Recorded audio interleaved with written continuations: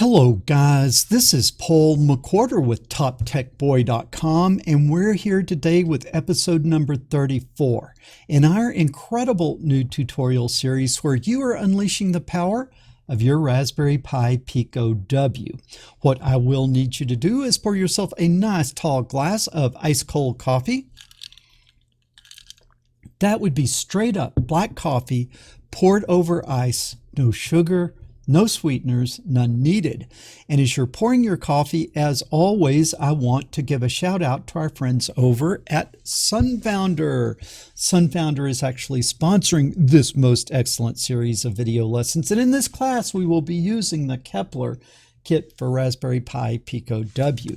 Now, most of you guys probably already have your gear, but if you don't, look down in the description. There is a link over to Amazon. You can hop on over there and pick your kit up. And believe me, your life and my life are going to be a whole lot easier if we are working on identical hardware. But enough of this shameless self-promotion. Let's jump in and talk about what I am going to teach you today.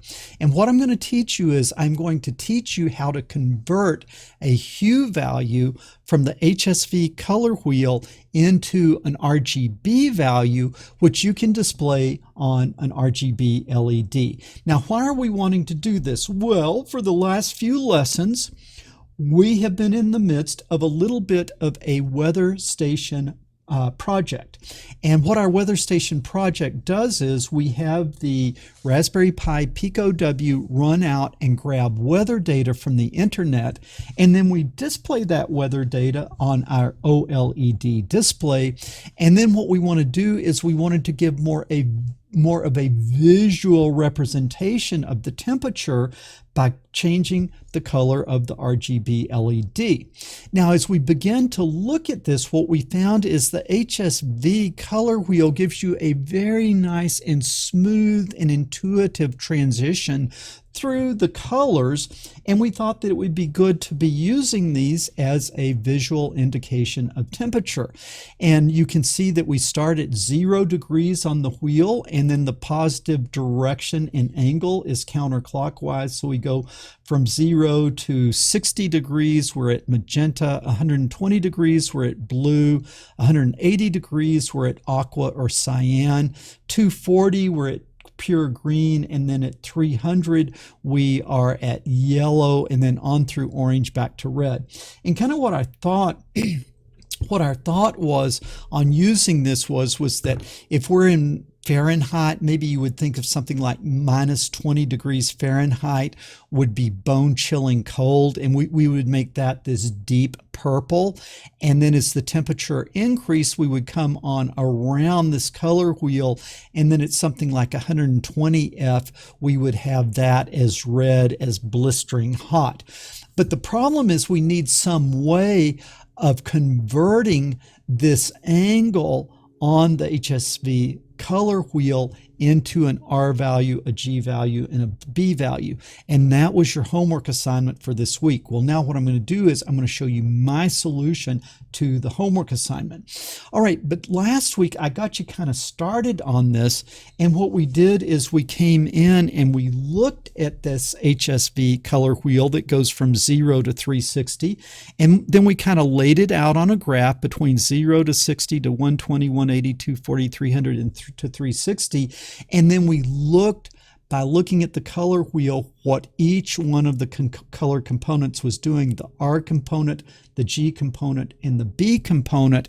And then I sort of show that here on this graph. Now, what you've got to do is, what you have to do is you have to take this graph and you have to convert it into equations.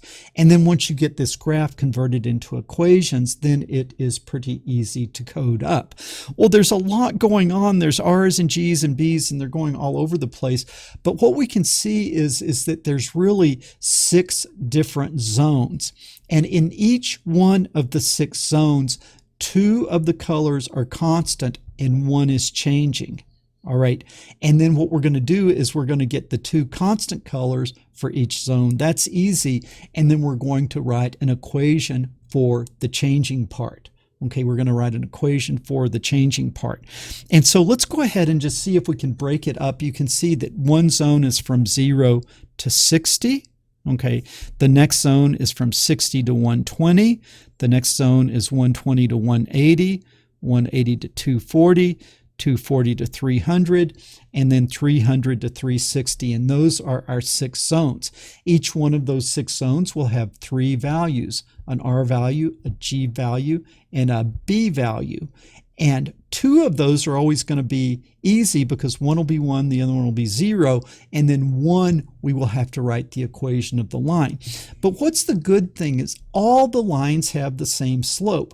Sometimes the slope is positive and sometimes the slope is negative, but the slope is always the same. And what would that be? Well, let's do the easy one from 0 to 60, and let's look at the blue curve. And what we know is slope m is equal to y. M is equal to y2 minus y1 over x2 minus x1, and that would be y2 for blue is going to be a value of 1 minus y1, which is 0, over x2, which is 60, minus x1, which is 0. And then so what does our slope come out to be? Very simply 1 over 60. Now in the alternating zones, that slope is going to be negative. So in those regions, it's going to be 1 over 60. But the slope is always 1 over 60 or minus 1 over 60. And that'll make it real easy for us to come to get the equations in those sort of in between, in those, for that value that is changing. So let's see if we can set up our zones here. I'm going to have an R value, I'm going to have a G value, and I'm going to have a B value. And then I'm going to have the first zone is 0 to 60. My next zone is going to be between 60 and 120. Then the next zone is 120 to 180. Each one of these zones is 60 degrees wide.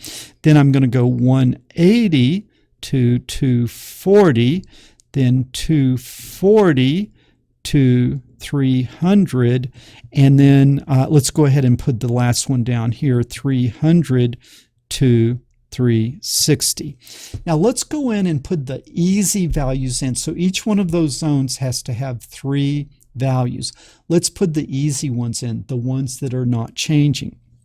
And so if we look at zone 1, what do we see? The R value is 1 for the whole region, and the green value is 0. Now we'll come back later and we'll do the blue value because that's a little bit harder. Now 60 to 120, what do we see? 60 to 120, we see that blue is 1, and we see green is still 0, and then we'll have to calculate the red.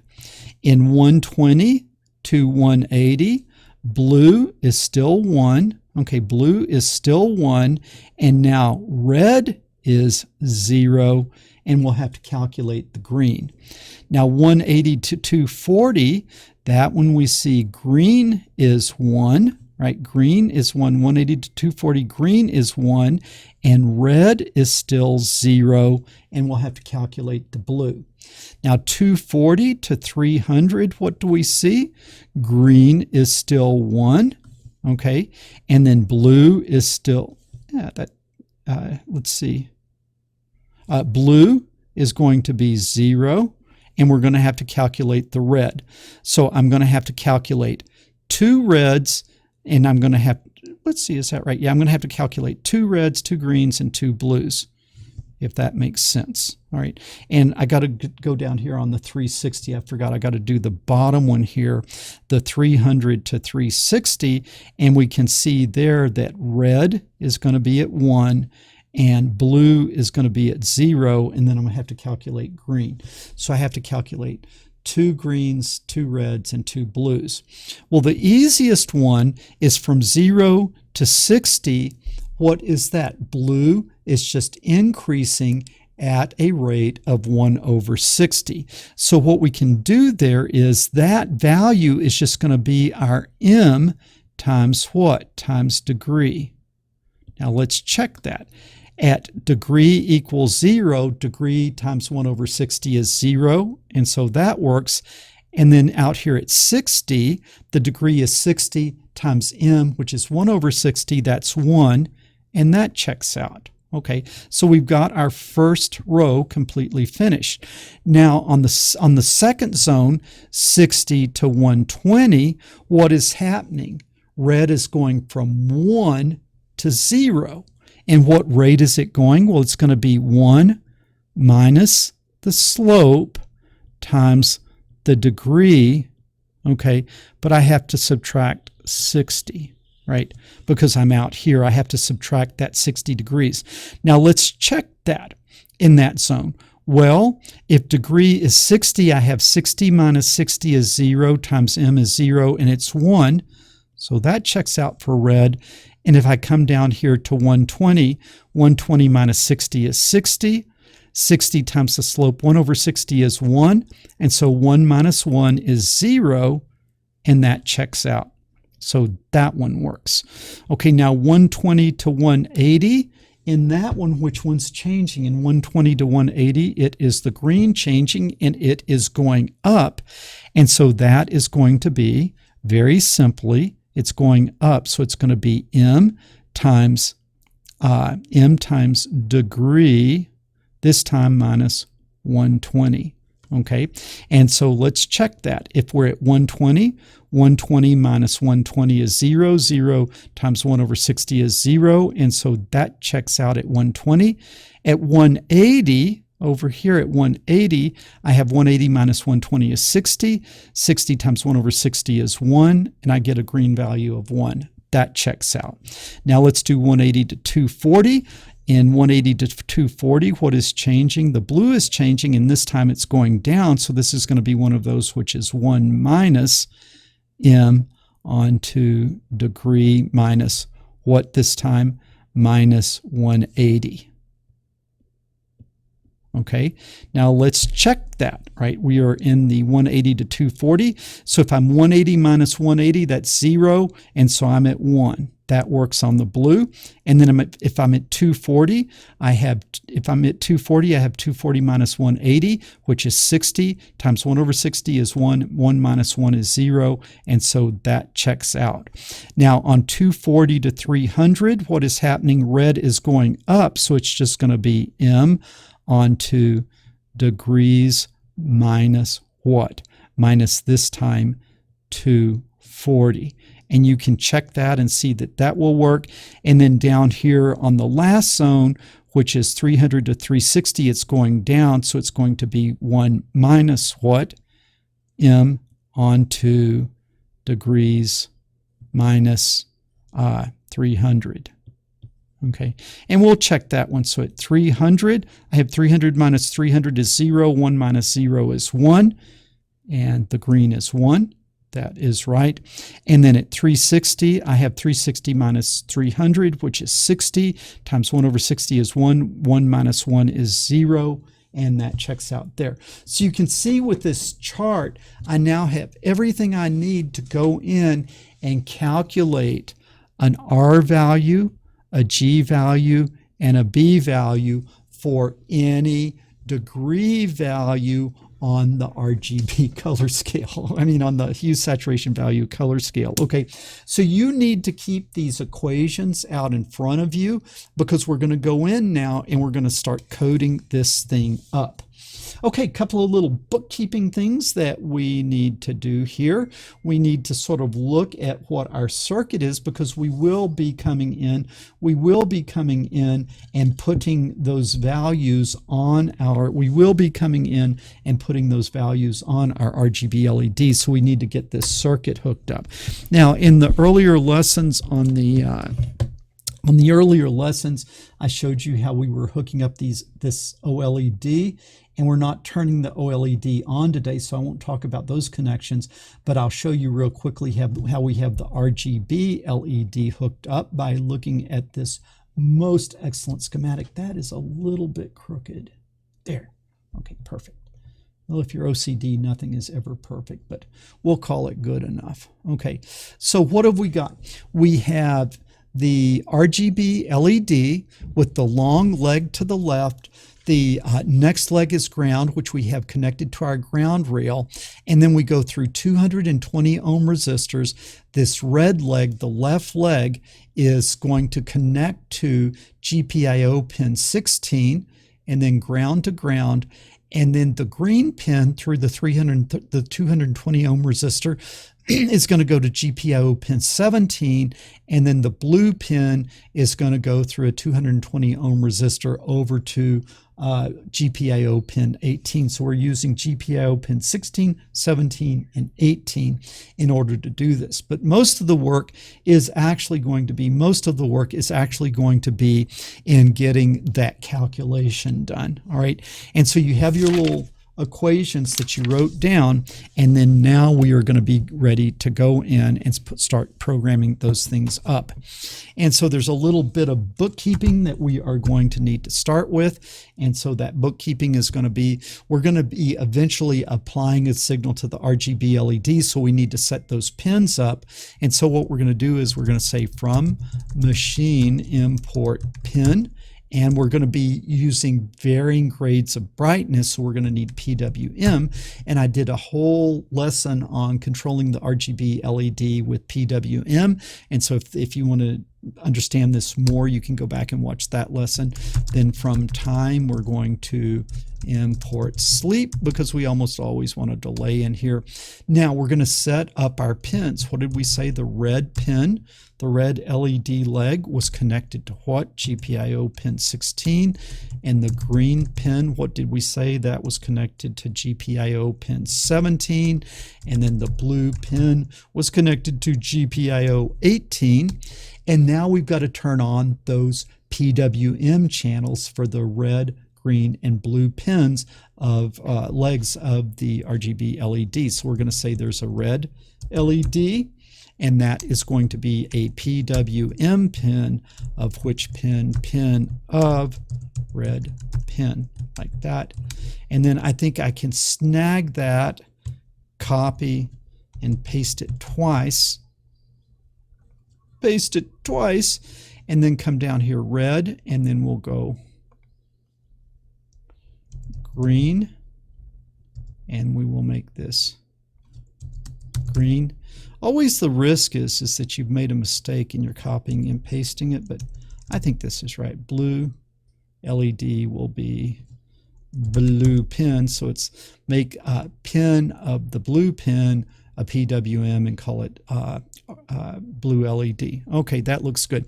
Now we need to set up the frequency for the PWM. So red LED, that object that we just created, dot frequency. What seems to work is to put it at 1,000 hertz, and then green LED dot frequency, we'll put it at 1,000 hertz, and then blue LED frequency, we'll put it at 1,000 hertz. So those now are ready to go. We want to start with those LEDs off, and so what we're going to do is we're going to say the red LED dot duty cycle of unsigned int 16-bit, and a duty cycle of 0 will turn the LED off. And then green LED dot duty unsigned 16-bit duty cycle of 0. This should be an underscore like that. Okay. And like I say, I explained all this in earlier lessons. If you're getting lost, go back and watch the earlier lessons. Red, green, blue LED dot duty cycle unsigned 16, 0% duty cycle. So now all the LED should be, all three of the LED channels should be off. Let's run and make sure that we don't have an error. And we come in and it runs and it does absolutely nothing, which is fine because we haven't really done anything, but we've got things set up. Okay, now what I need is I need to be able to go from an angle on the HSV color wheel to an R value, a G value, and a B value. And I'm going to do that by creating a function. And then anytime you want that value, you just call the function. So what do I need? I need to define def the function. Well, what do we want to call it? Well, maybe I'm going to call it get RGB. That's going to be the name of my function. And what do I pass it? I need to pass it the degree value. I need to pass it the degree value from the HSV color wheel. So it will go from 0 degrees to 60 to 120 all the way around to 360. Okay, so I'll pass it degrees, and then it will return an R value, a G value, and a B value. So I'm going to pass the function degrees. Now the colon shows where I start the function, and everything that is indented will be part of this function. Well, the first thing I need to do is I need to define that slope. And remember, we defined the slope over on our little picture. We defined the slope. And what was the slope? The slope was equal to 1 divided by 60, like that. And then we took care of the plus or minus when we wrote the equations. So now I have how many different zones that I have to do? I've got to do 6. There's 6 special cases, and divide is a single slash like that.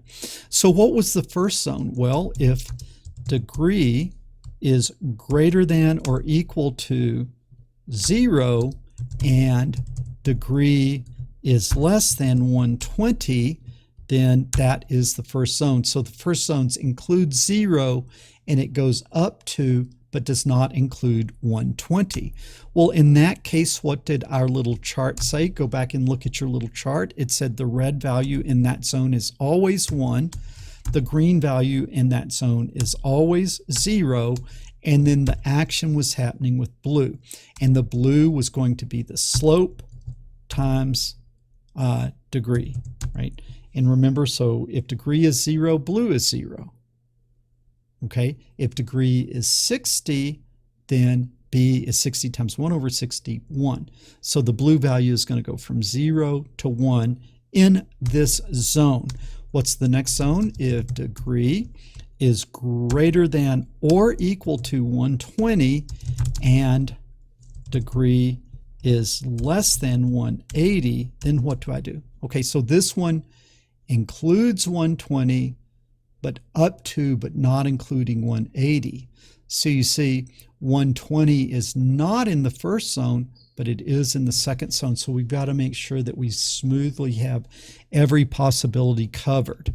And you can see that we do that. All right, in the second value, where was the action happening? It was on R. And R was equal to 1 minus M onto times what? Degree minus 60. Okay, and then the G was still 0 and the B was equal to 1. So that makes sense. Now, if degree this time is greater than or equal to 180, so 180 itself is in this zone, and degree is less than 240, then what happens? So this is between, did I do that right? Yeah, it's between 180, let's see, between 120. I did this wrong. So this one, 0 and 120, the blue was the one that was happening. Okay, man, I just really messed this thing up bad, didn't I? This is 0 to 60. Okay, each zone is 60. Okay, and the blue was that. Now this one, man, I really messed this up. This one's 60 to what? 120. I got ahead of myself. So it includes 60 and it goes up to, but does not include 120. Man, that was really bad, wasn't it? And in that case, red is 1 minus M on degrees minus 60. That is right. Then the next one is 120 to 180, like that. Okay. Man, I just got a little, hopefully you guys saw that I was talking nonsense. All right, so in the 120 to 180, what we saw is R was always 0, and then we saw the action was happening on G, and that was equal to M times degree minus 120. And I kind of went through and showed you that these work, but you can see you always subtract that lower range, and so it kind of gets easy. And if this one's going up, next time the one we do is going down, and then it's going up, and so it sort of goes between M times something versus 1 minus M times something. You sort of see a pattern develop, and then that's degree minus 120. In this case, B is equal to 1. All right, I think we're about halfway through. If degree is greater than or equal to what this time? Greater than or equal to 180, and degree is less than 240. In that case, what's going to happen? Well, in that case, the red was always 0, the green was always 1. Do you see there's always one that's 0, there's one that's 1, and there's one that's changing?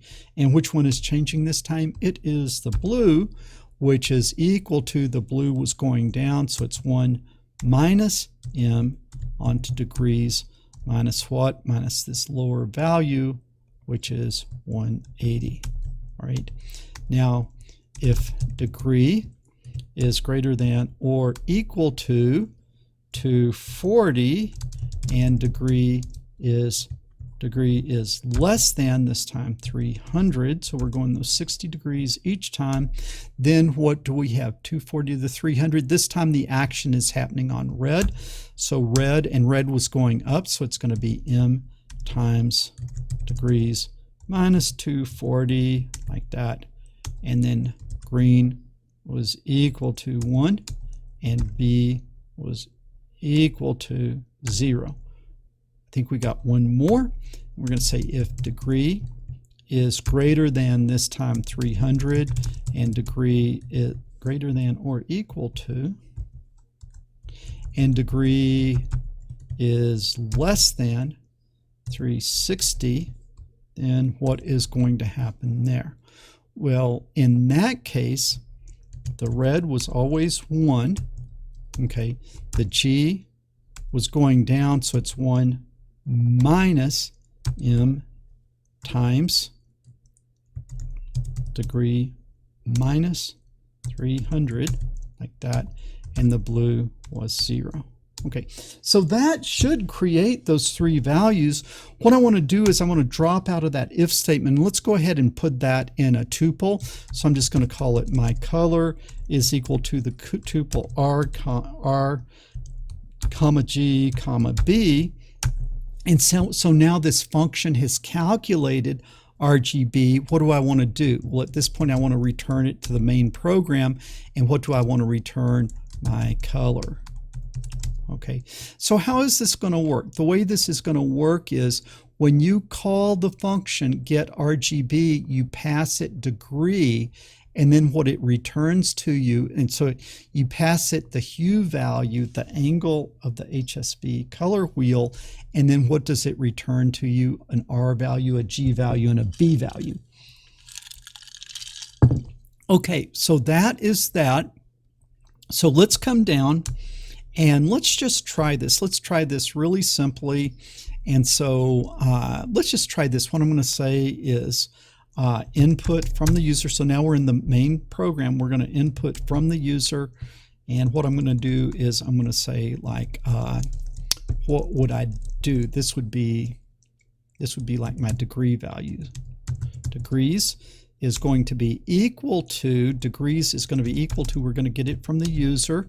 And we need to convert it to a int. Okay, the int value of input of the prompt. What hue angle do you want? Like that, space, close the string. Okay, and then what we are going to do is, why did that do that? I didn't close something. I got to close the int. Okay. And now what I want to do is I'm going to say RGB color is equal to what? I want to call this get RGB. I want to call get RGB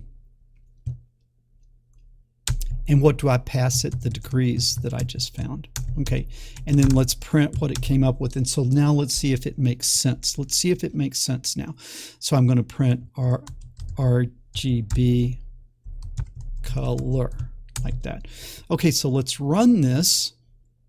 So what hue angle do you want? Well, let's put 0. And what do we expect? Let's see if I can get that color wheel up here. Okay, and let's see if I can kind of get it where we can see the code and the color wheel at the same time.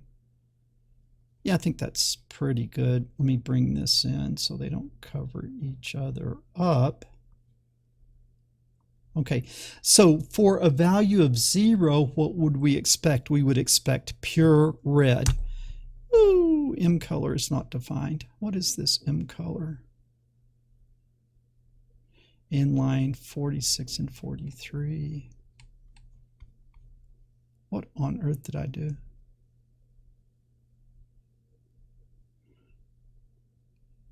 Oh, return my color. Return my color there, not M color. Okay, let's try it again. Okay, on 0, what would we expect? Pure red. And look at that. We get 1 for red, 0 for blue, and 0 for green, and 0 for blue. And what you can see is it returned a floating point number for blue because it did that calculation. And so what we better really do is we better come up here and convert these to ints, because when we apply that number to the RGB LED, it's going to want an int. And so we better just make all of these but I can't yet. Never mind. We will make them ints later because it's a number between 0 and 1 right now, so we wouldn't want to make it an int, but we will, before we apply it, we will convert it to an int. Just trust me. It'll make sense in a minute. Okay, so what would be the next one to do? Well, it's 60 degrees. It's 60 degrees. Red should be full on, and blue should be full on. And so at 60, I should have like 1, 0, 1.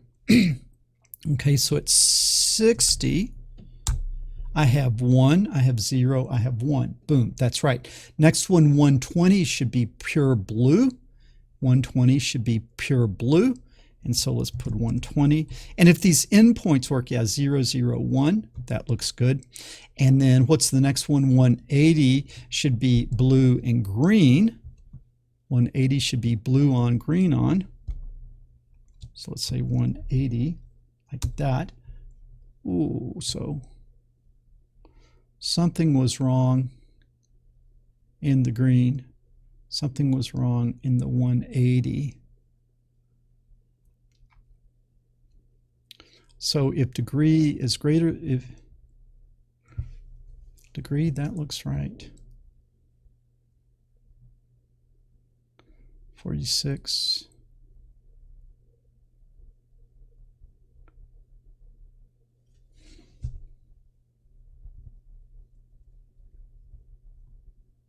And then in line 33, look at that. Okay, you see, what did I do? I didn't put a times in there. All right, so now let's try 180. 180.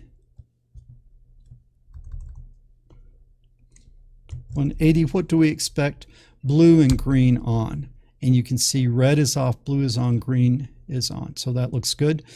And then the next one would be 240. And if it works on these special cases, it should work on the in-between ones. And so 240 is pure green. That looks good. And then let's go to 300. We would expect green and red on that one. Green and red are on. And then for good measure, let's do 360. And that should be back to pure red where we started. Back to pure red. And it doesn't like that. And what did I do there? In 46. And then 42. And that is, I see.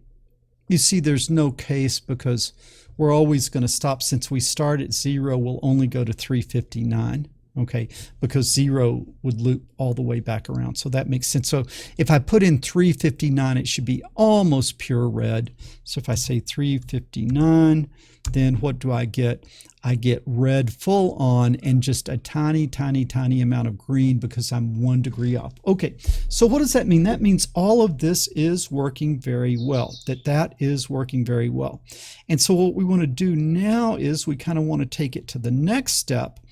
And rather than just give individual values, I want to kind of step through them. And so what I would do is I would say while true, when is true, true, true is always true. So I'm creating an infinite loop. And then inside that infinite loop, what do I want to do? I want to have a for loop. So I'm going to say for I in range. Okay, I'll say D for degrees. I'll just say degrees. For D degrees in range, and I want to go from 0 to 360, and it'll stop one before, so this will work just like we want it to. And then we'll tab that over.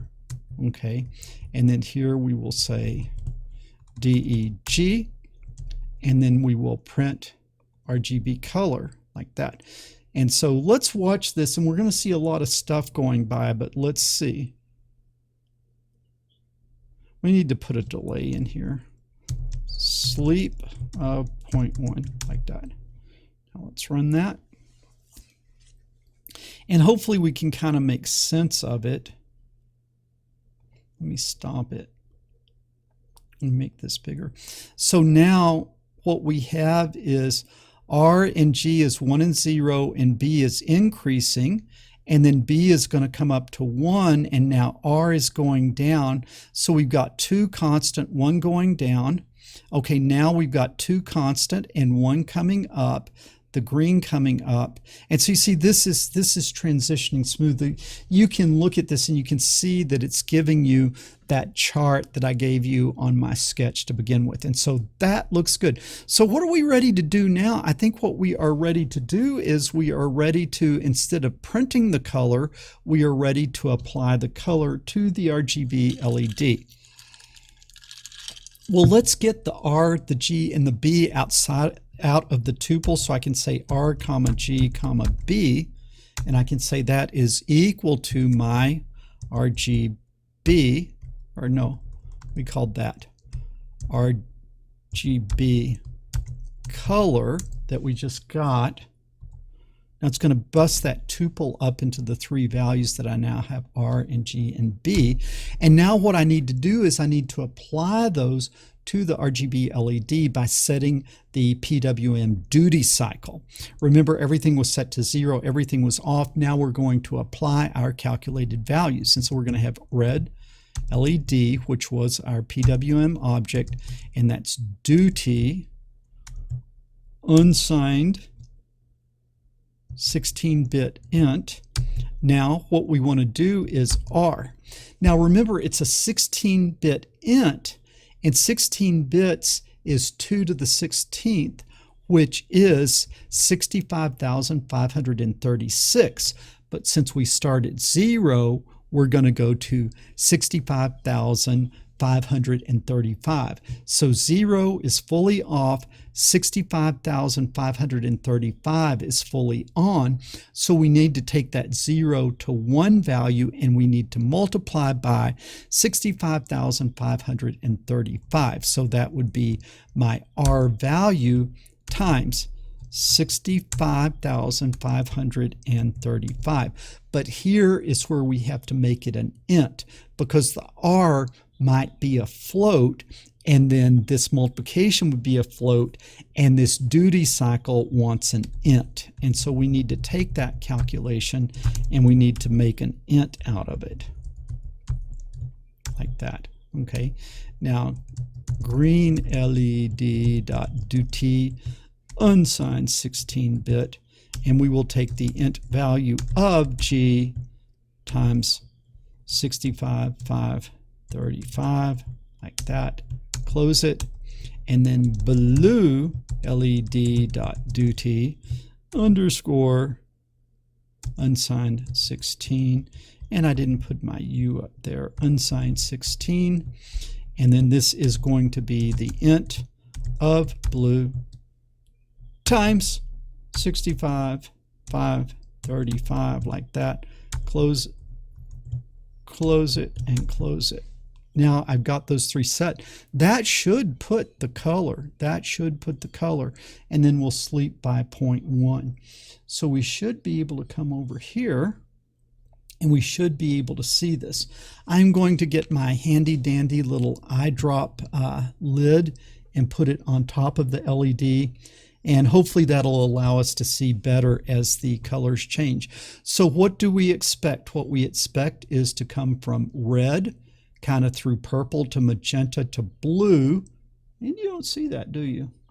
Okay, we expect it to start at red, and then as we increase the degrees, we're going to go to this deep purple to magenta, and then transition to the blue, and then the blue to the aqua to the pure green to the yellow, through the orange, back to the pure red. That's what we expect that LED to do. So let's come over here, and I will run the program, and let's see, boom, it started at red. It's going to purple, violet, that looks good. And it is continuing through the violet, and now it is moving towards blue. We're kind of getting towards pure blue now. Now the green is starting to come in to take us to that cyan or turquoise. Now the green is getting stronger and coming up until we get to pure green. And now that we're at pure green, we're going to see the yellow coming in.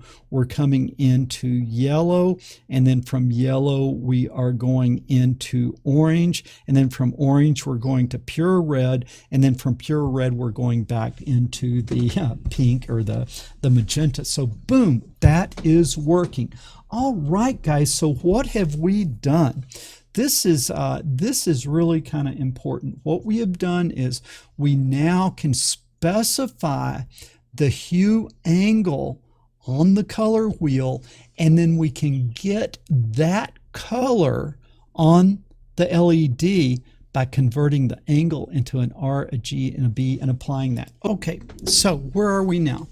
This basically is working where I can take an angle from the HSV color wheel, and then I can apply that color to the RGB LED.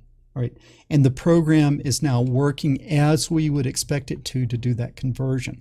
But what I really want to do is I want to take this function that does the conversion, this function, this get RGB, function, and I want to make it a library. So I'm going to go ahead and I'm going to save this program. I'm going to save the whole program. I'm going to save it as Raspberry Pi. I've got to stop the program to save it. And so I'm going to save it as Raspberry Pi, and I'm just going to save it as my rgb.py. I'll just call it that. Okay, that's the whole program. It is saved. Now what I want to do is I want to get this function that does the calculation and all the way through the return, and I want to cut it out of the program. So now it is missing out of the program, and what am I going to do? I'm going to make it a library. So I'm going to come in and I am going to make a new file. I'm going to paste the function in. So this program is just that function, and now I am going to save it as a library. So I'm going to do a save as on the Raspberry Pi Pico W, and what am I going to save it as? I'm going to save it as h2rgb.py.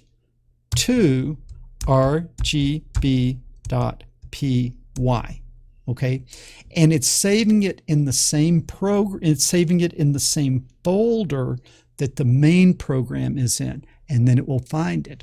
Or I can save it in the library folder underneath that, and I can call it h2rgb.py, and I can save it there. All right, so now it is saved. So now what I can do is over here, my main program isn't going to work because the calculation isn't done. But what can I do? I can now import that library. And it was H2 RGB, but when you import it, you don't put the .py on it. You just import it like that. Now that imports the library. Now when we call it down here, get RGB, it's not going to know what get RGB is because it's inside of the library. So what do? You call the library, which is H2 RGB, and then dot, it's the library dot the function, or the library dot the method. So it's H2 RGB dot get RGB of degrees. All right, now if I'm thinking about this right, this should run, and now we have a much simpler program, and that program just uses the library. And that's going to be good because where we're going next is we're going to want to put this in the weather station, and putting it in the weather station is going to be easy now because we're just going to import the library, if that makes sense. Okay, so let's run this and see if it works. And okay, I think it is working. We'll come over here and look, we didn't get any errors. We're going through pink, magenta, that violet. The violet is coming to a pure blue. The blue is now migrating to aqua or cyan, turquoise.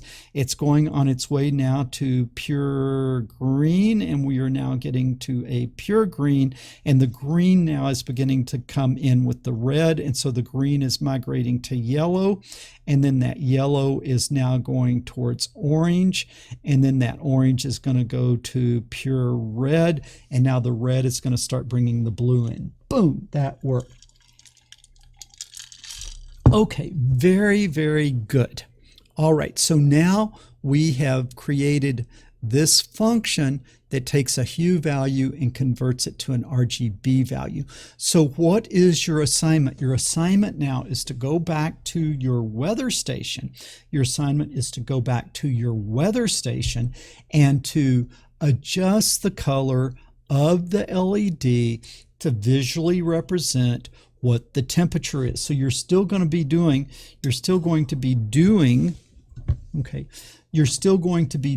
the weather station. You're still going to be displaying the weather on the screen here, but then this is going to change colors to give you a visual indication of what the temperature is. Okay, guys. I hope you are having as much fun taking these classes as I am making them. If you enjoyed the lesson, give us a thumbs up. Always helps us if you leave a comment down below with the old YouTube juice. And then if you haven't subscribed to the channel, make sure that you subscribe. When you do, ring that bell. And also, I want to give a thank you to you guys who are standing with me on Patreon, that I am not being treated very well right now by YouTube. And you guys that are coming along and supporting the channel through Patreon, you're the guys that are really keeping this content coming. I thank you. Okay, and as always, share this video with other people because the world needs more people doing engineering and fewer people sitting around watching silly cat videos. Paul McWhorter with TopTechBoy.com. I will talk to you guys later.